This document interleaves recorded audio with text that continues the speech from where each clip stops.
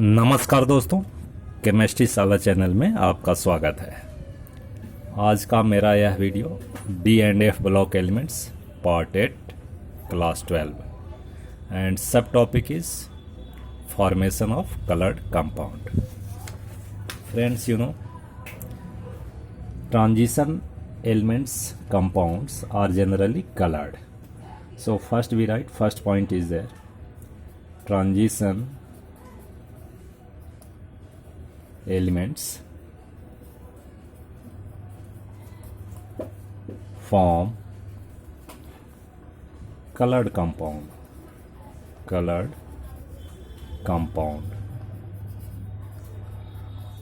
आप जितना भी देखे होंगे, फेरस का सॉल्ट देखे होंगे, वो कलर्ड होता है। सॉल्ट ऑफ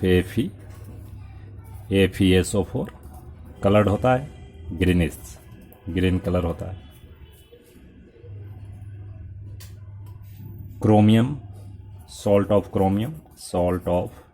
क्रोमियम कलर्ड होता है, वॉयलेट। सॉल्ट ऑफ कॉपर से CuSO4 ब्लू। तो जनरली जितने भी कंपाउंड बनाते हैं ट्रांजिशन एलिमेंट, वो जनरली कलर्ड होता है, not all.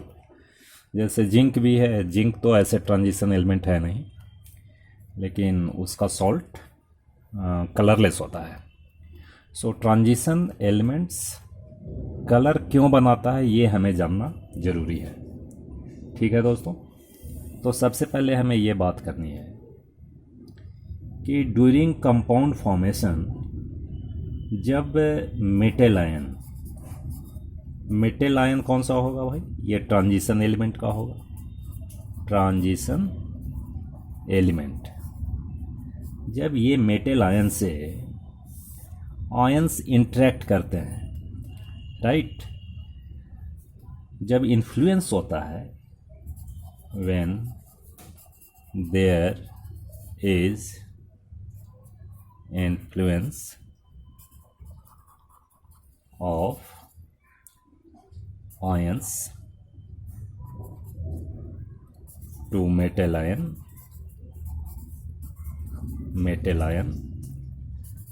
then there is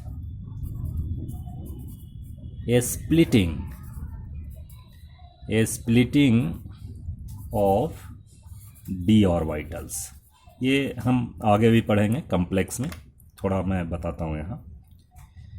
जब मान लो आयंस इंटरेक्ट करते हैं, उसके इन्फ्लुएंस में ये जो मेटल आयन होता है ट्रांजिशन एलिमेंट का, उसके d ऑर्बिटल का क्या होता है भाई, स्प्लिटिंग होता है। स्प्लिटिंग का मतलब क्या है, ऐसा समझते हैं। अब देखो, डी सब सेल में कितने होते हैं, कितने ऑर्बिटल्स होते हैं, ये पहले जानना है।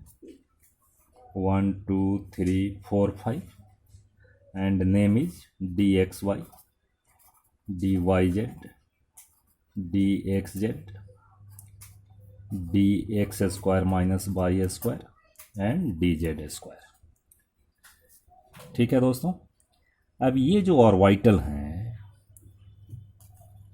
in presence of ions splits into 2 energy level. 2 energy level में ये स्प्लिट हो जाते हैं। अब कौन कौन सा एनर्जी लेवल होता है इसमें, ये 3 ऑर्बिटल्स DXY, DYZ, DXZ, और यहाँ जो ऑर्बिटल्स होते हैं, यहाँ 2 ऑर्बिटल होते हैं, DX square minus Y square and DZ square. ये स्प्लिटिंग क्यों होता है, why splitting takes place we will see in coordination compound. ठीक है, ये कोऑर्डिनेशन कंपाउंड में हम लोग देखेंगे, इसलिए मैं यहाँ लिख दिया, राइट। यहाँ समझो, ये जो डी ऑर्बिटल्स हैं स्प्लिट करते हैं 2 energy level and this is called T2G. T2G level, and this is EG level. And there is energy difference between these 3 orbitals and these 2 orbitals. ये दोनों के बीच एनर्जी गैप होता है, ठीक है, एनर्जी डिफरेंस होता है। अब देखो यहाँ O लिखे हैं, means O means octahedral splitting, ठीक है। इसका नाम देते हैं हम लोग crystal field, sorry crystal field splitting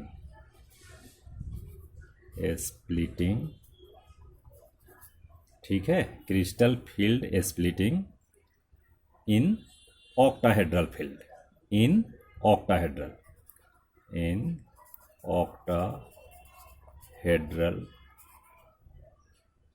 field, ठीक है भाई।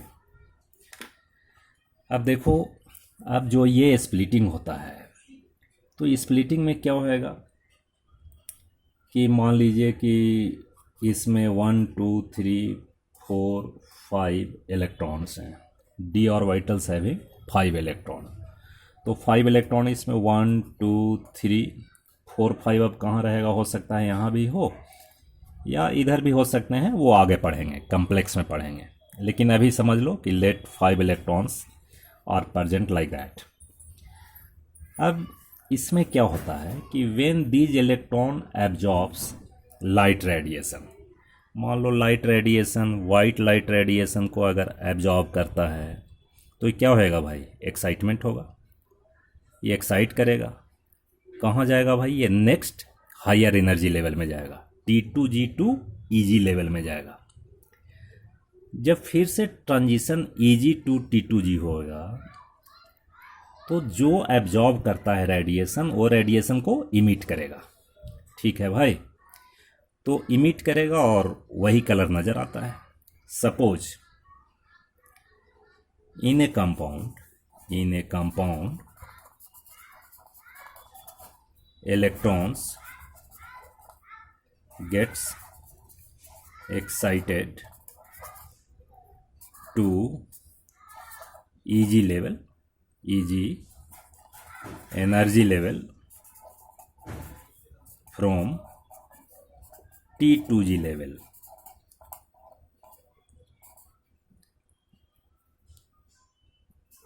by absorbing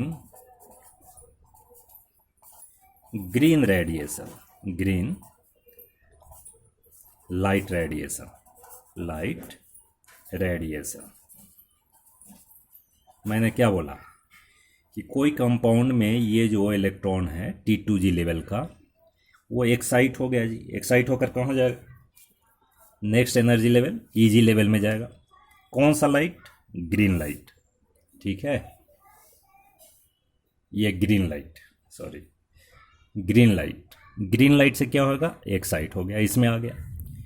जब ये फिर ग्राउंड स्टेट में आएगा इलेक्ट्रॉन, एक्साइटेड इलेक्ट्रॉन कहाँ आएगा भाई, ग्राउंड स्टेट T2G में आएगा। तो वो कैसा इमिशन होगा, ग्रीन लाइट का इमिशन होगा, इट इमिट्स ग्रीन लाइट। तो यहाँ लिखते हैं कि when electrons comes to T2G level, it emits green color radiation and salt appears green. वो कैसा नज़र आएगा, ग्रीन नज़र आएगा। अब देखो ये जो प्रोसेस होता है कि ये transition of electron from d orbital to d orbital हो रहा है कि नहीं, d ऑर्बिटल टू d, ये d का ही है, राइट। तो इसको हम लोग बोलते हैं dd ट्रांजिशन। यानी dd ट्रांजिशन क्या है भाई, dd ट्रांजिशन, डी ट्रांजिशन कि transition of electrons from d orbital that is T2g to d orbital that is easy is called dd transition। ठीक है दोस्तों।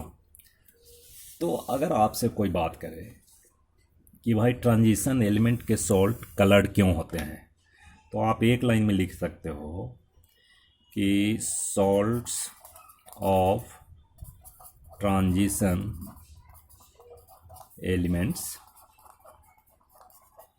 Are coloured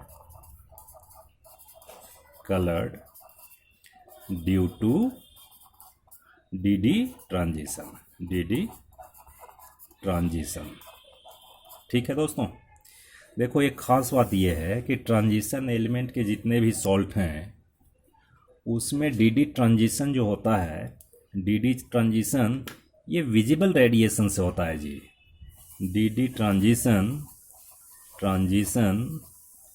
by visible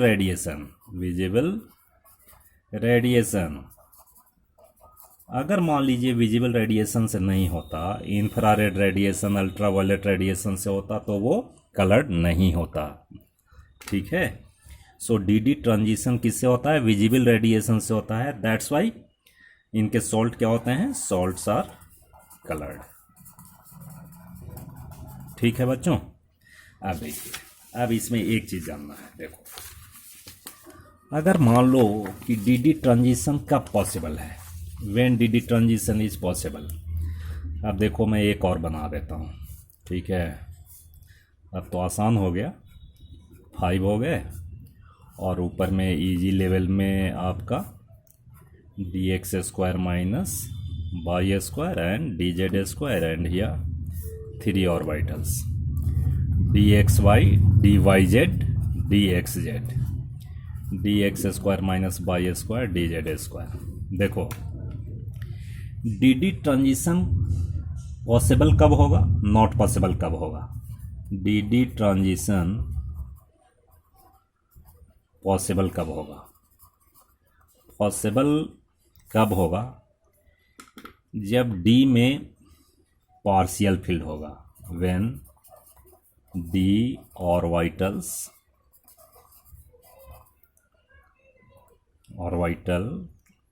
have partial field means कितने electron हो सकते हैं? अगर एक इलेक्ट्रॉन होंगे तो डी ट्रांजिशन इज पॉसिबल, एक इलेक्ट्रॉन होंगे तो ट्रांजिशन पॉसिबल है, 2 भी होगा तो पॉसिबल है, 3 भी होगा तो पॉसिबल है, 4 5 6 7 8 9 तक पॉसिबल है। अगर मान लीजिए if D orbitals have 10 electrons, तो ये 10 इलेक्ट्रॉन्स पूरा फिल्ड है, राइट। तो इस केस में डी ट्रांजिशन पॉसिबल नहीं होगा। अब लिखो डी ट्रांजिशन